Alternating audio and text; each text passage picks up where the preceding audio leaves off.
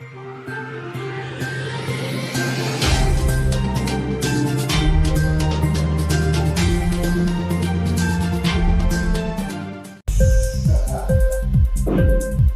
TV prime time news కి స్వాగతం.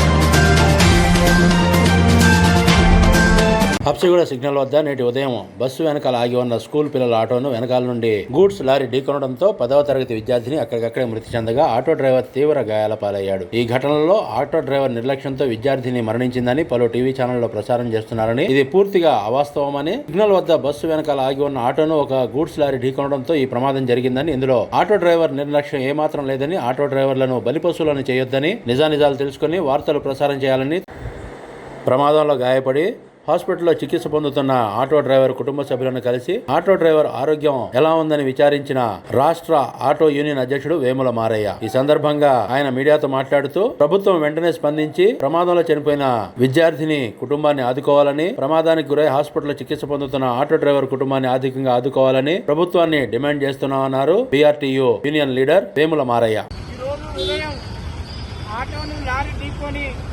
ప్రమాదంలో ఇలా స్కూల్ అమ్మాయి చనిపోయింది, 10th క్లాస్ అమ్మాయి.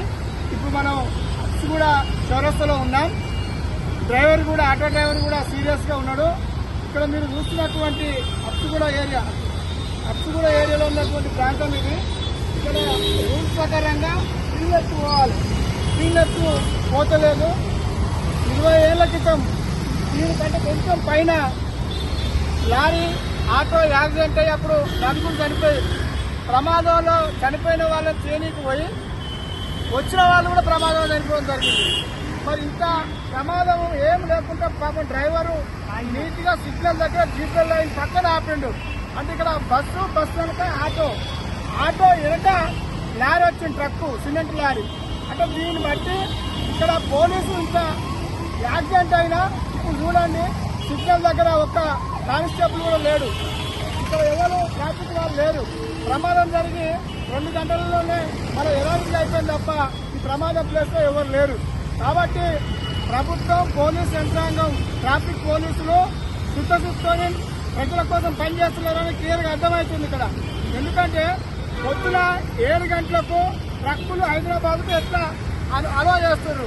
నో ఎంట్రీ టైంలో మేము ఇక్కడి నుంచి అయినా కోరుతున్నాం ప్రభుత్వాన్ని, పొద్దున 7 గంటల నుండి 8:30-9 లోపు దాకా హెవీ వెహికల్స్ ని హైదరాబాద్ లో అనుమతించొద్దు. పోలీసులు నిర్లక్ష్యం వలన ఇలా ప్రమాదాలకు గురవుతున్నాయి. ఎందుకంటే ఉద్యోగాలు చేసేవాళ్ళు కానీ, స్కూల్ పిల్లల టైం కానీ, కాలేజ్ పిల్లల టైం కానీ హెవీ టైం పొద్దున 7 నుంచి 8:30 ఉంటుంది. కాబట్టి ప్రభుత్వం వెంటనే స్పందించి ఈ టైమింగ్ విషయంలో లారీలకు అనుమతి ఇవ్వద్దని ఈ సందర్భంగా మేము ప్రభుత్వాన్ని డిమాండ్ చేస్తున్నాం.